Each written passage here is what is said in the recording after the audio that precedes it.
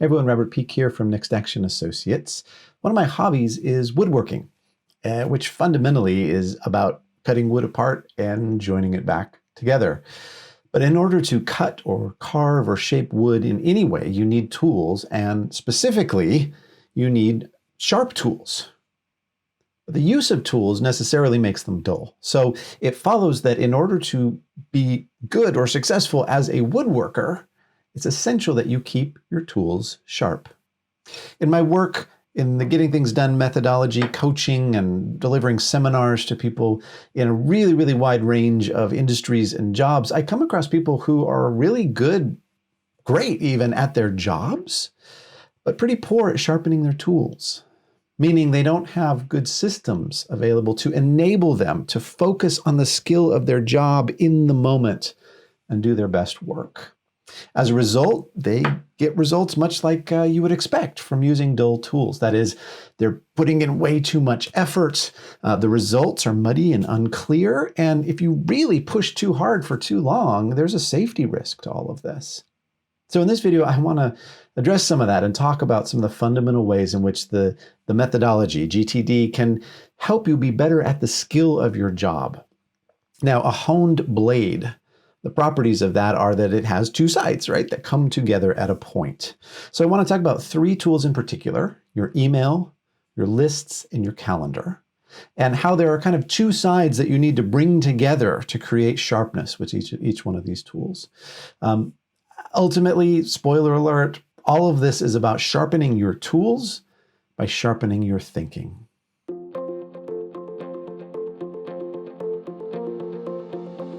The saying goes that a poor carpenter blames his or her tools. But the truth is, even the best carpenter can't do good work with dull tools. So what are your tools? First of all, email or any kind of messaging, right? There's a lot of them that are giving us inputs. Then your lists, and then your calendar. So one of the things I've found with woodworking is that the early stages really matter because everything else builds on everything that's gone before it. So if you're not squared up and leveled off at the beginning, things start to kind of go wonky later on. So you need to get squared up with your own inputs, and in particular email and the now proliferation of different tools that people use to communicate with you and you with them. And at the end of the day, you need to hone these down. You need to get down to the absolute essentials, basically what you can get away with in terms of inputs.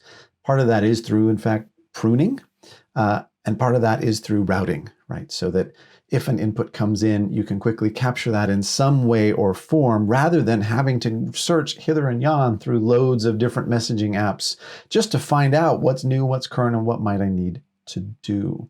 So sifting out what's actionable from what's not in those contexts is key. And when you're socializing, fine, you're just socializing. Have as many of those channels open to the world as you can stand. But for external, actionable input, you want as few places as possible to go. Now that's one side, but as you know, just having one side sharp of a tool and then a nice round spot before the other side is not the definition of sharp, it's dull.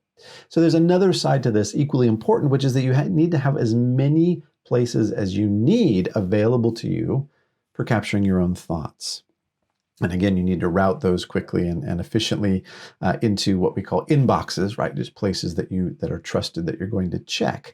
But you don't want to be caught out. And you also want to be very much in the habit of capturing your own thoughts and getting out what you're reminded of and thinking about, whether that's onto paper or typing it into an app on your phone when you're on the go. So the two sides of really effectively dealing with your email or any input, again, that comes your way are that you need to have as few places as possible for the stuff that's coming at you externally that's actionable, and as many places as needed for your own thinking. So let's talk about the next one, which is your lists. So much of sharpening is about being kind to your future self, the you that's going to step into the workshop on a subsequent day and want to just get down to work. So cleaning up, clearing up, and sharpening up are key behaviors to be kind to the future you. Most people start keeping lists as a supplement to their calendar. At some point, they realize that the calendar is not enough. But unfortunately, we're very much trained to pre-prioritize in our creation of lists. We're trained to sort of filter and try and figure out what are the top 3 things. And saying, what's most important before you know really kind of what's all in there it's frankly just unnecessary hard work to be kind of constantly tamping down the so-called little things. So the first part of this is that the lists that you make need to be comprehensive. They need to encompass all of the things that are actionable in your world, all the stuff you said you needed to do. But the other side of this, and again, it's not going to work unless you have both sides coming to this point in meeting, is that the lists need to be clear. Clear both in terms of how they're stated, such that when you go back to them, it's really self-evident what you meant and what it looks like to get going. And also really clear in terms of where you're putting that and which items go onto what kind of list, so that your brain has a chance of understanding that these are things that are options in this context and these are things that are options in a different context. So an easy way to get relief for those of you that aren't keeping lists or maybe keeping pretty incomplete lists up until now, what we call to-do lists, is to brainstorm all the stuff that's actionable in your world. We call this the mind sweep. Just start writing until it all kind of comes out. And even just taking this very, very simple exercise of looking at it and saying, okay, here's a few things I want to actively focus on, and here's the stuff that I'm going to defer until later. Just that behavior can start to give you some relief and some hope and some sense of confidence that you have had a look at everything, that you're not just kind of guessing into the wind about what you should be doing next. Now, the Getting Things Done methodology goes into a lot more, and I would say even comprehensive detail about the ways in which you need to keep your lists, and simply sifting it into now and later for most people is only going to give you a little bit of a boost for a while. We go into detail about what is a waiting for item, something someone else is doing you need to track, topics you need to raise in meetings, and various other contexts where we live and work. So there's a lot to lists, but fundamentally the 2 points that need to come together, the 2 edges, are that they need to be comprehensive, everything that's actionable, and they need to be really clear. The third tool I want to talk about is your calendar. And the reason I want to talk about this after talking about lists is that really the calendar is kind of the first trusted system for most people. Most people come to recognize that the calendar is necessary to modern adult living. But unfortunately, as a result of recognizing that, they often kind of overload the calendar or use it somewhat inappropriately. It's designed for time-specific activities and time-specific reminders or day-specific reminders. Once you are starting to use the list for all the more sort of asynchronous and not truly time-dependent stuff.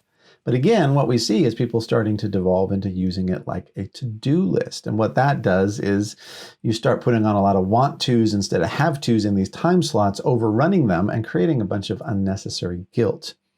So once you've discovered lists, lists are a much better place for that kind of stuff to live. So the first edge of this is not using your calendar like a to-do list, but truly using the calendar for the activities and reminders in your life that are time specific. But again, one edge is only as good as the other that comes up to its point. And the other edge of this is that you need to be planning and using the calendar appropriately for planning, but also reviewing it periodically and as needed in order to be able to make effective decisions about the time-based stuff. So you need to be reviewing as necessary, and you need to be working backwards. So you got to put in the deadlines, you got to put in the appointments, right? And then you need to work backward to some extent from the deadlines and appointments by reviewing it regularly to see, okay, well, if I want to get to this point at this point in time, maybe I need to be here sort of halfway through, for example. So the calendar has 2 sides as well. And again, with all of this, just focusing on one side to the exclusion of the other is where a lot of people potentially fall down or get tripped up in their use of the tool. You want to use your calendar for activities and reminders that are time specific, but you also really need to use it appropriately for planning and need to review that as often as necessary. All right, okay, I think I've ridden this metaphor out just about as far as it will take us in terms of tools. But the reason I wanted to do this is that very often people get sort of obsessed with one side of each of these tools. They glom onto some part of the methodology about what it says about best practices with the tools without really looking at the other side. And as a result, get kind of zealous and potentially get tripped up a little bit. It reminds me a little bit of in Gulliver's Travels, the people on these two different islands, one who thought that eggs should always be eaten with the small side up, and one who thought eggs should always be put into the egg cup with the big side up, not really realizing, look, it's all the same egg. So for 3 tools, your email, your lists, and your calendar, there really are 2 kind of fundamental dynamics. Maybe there's more than that, but 2 really that to me are the heart of really mastering how best to use the tool. For email, you need as few places as possible for external actionable inputs, but as many places as needed for capturing your own thoughts. For lists, you need them to be comprehensive, everything that's actionable in your world, but they also really need to be clear, both in terms of how they're stated for your future self and in terms of which item you put on what lists. Finally, for calendar, you need to be using your calendar for the time-specific stuff, not using it as a to-do list. But you also do need to be planning appropriately, putting in appointments and reminders, and reviewing all of that regularly to stay engaged with the time-specific stuff. 3 tools that you use all the time, 2 sides of each one to hone potentially. So at this point, I would say, ask yourself, with each of these tools, is there a particular side you need to focus on, to grind away a little bit, if you like, to get the whole thing really sharp and working for you? Take a minute, reflect.